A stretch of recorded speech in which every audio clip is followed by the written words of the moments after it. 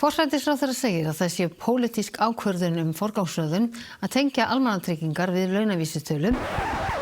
Já, ég veit hvort að hugsa. Það hljómar ógeðslega leiðilegt og flókið. En það skiptir máli. Við skulum reyna að útskýra á mannamáli hvað það þýðir.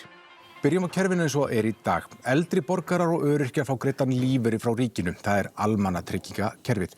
Þessi lífeyri breytist á hverju ári í samræmi við fjárlög þar sem mið tekið af launaþróun. Býtu, launaþróun? Það þá bara launahækkun? Það ekki það sama. Þetta góður punktur, við skulum fara yfir þetta. Okay. Launaþróun í rauninni bara matið að spá ráðuneytisins á því hvernig laun að þróast, til dæmis með tilliti til kjarasamninga. Málið að laun hækka hins vegar oft umfram kjarasamninga af ýmsum ástæðum. Það mælt í launavísitölu sem Hagstofan mælir og sú tala oftar en ekki hærri en launaþróunin sem lífeyrir tekur mið af.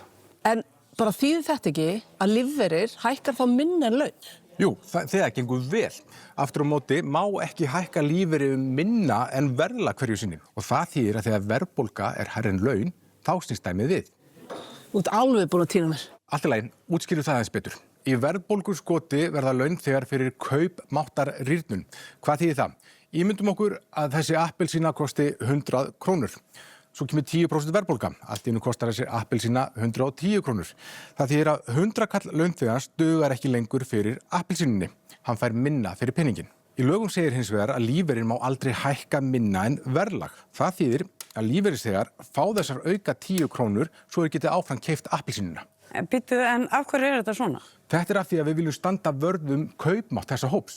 Höfum í huga að lífeyrisþegar, til dæmis öryrkjar, einn viðkvæmustu hópur landsins og þegar gefur á bátinn viljum við standa vörð lífskjör þeirra. Það alltaf verðbólga hérna. Hækka lífeyrinn þá ekki jafn mikið á laun? Nefnilega ekki.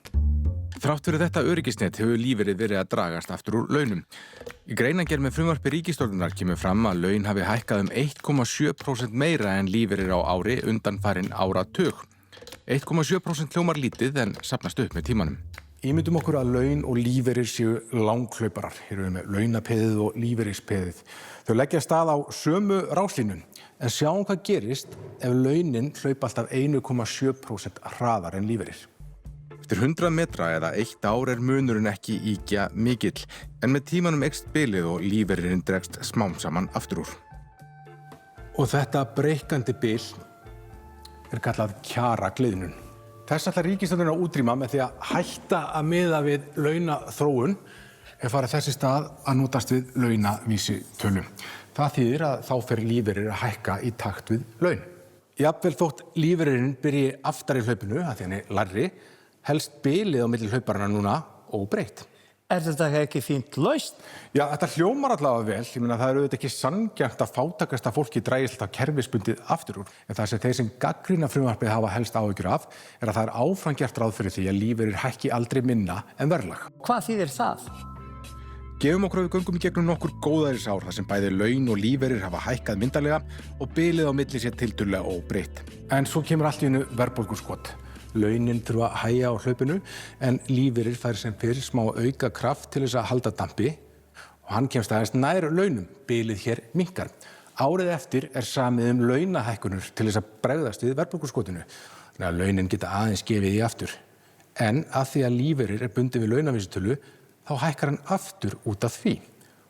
Bilið á milli hefur minnkað enn meira. Með tímanum gæti það jafnvel gerst að lífeyrir kemst upp að launum, að minnsta kosti lægstu launum, og fari jafnvel fram úr þeim. Þetta það sem hagfræðingar kalla tvöfaldan lás. Gagnrýnendur óttast að með þessu væri verið að festa í sessi kerfi þar sem lífeyrir hækkar og hækkar óháð því hvernig árar. Því þyrfti að mæta með niðurskurði annar staðar, hækka skatta eða láta komandi kynslóðir borga brúsann. En ríkisstjórn hlýtur að vera að gera ráð fyrir þessu. Hún gerir það nefnilega. Í greinargerð frumvarpsins minnst á möguleikan á tvöföldum lás, en jafnframt kemur fram að koma eigi í veg fyrir hann með því að leggja til ákveðin grunnpunkt sem eigi að jafna tvöfaldalásin út. Ragnar Þór Ingólfsson, félagsmálaráðherra, segir að gagnrýni á frumvarpið sé því á misskilningi byggð. Á móti hefur bent á að þennan fyrirvara sé ekki að finna í sjálfum lögunum, aðeins greinargerðinni og lagabókstafurinn trompi alltaf greinargerðina. Ríkisstjórnin viðurkennir alveg að þessar breytingar koma til með að kosta og segist gera ráð fyrir því í fjármálaáætlun. En spurningin snýst líka kostnað til lengri tíma og hvort það sé algjörlega tryggt að við stöndum vörð kjör hinna verst settu án þess að búa til ósjálfbæran vítahring þar sem reikningurinn verður sendur á komandi kynslóðir.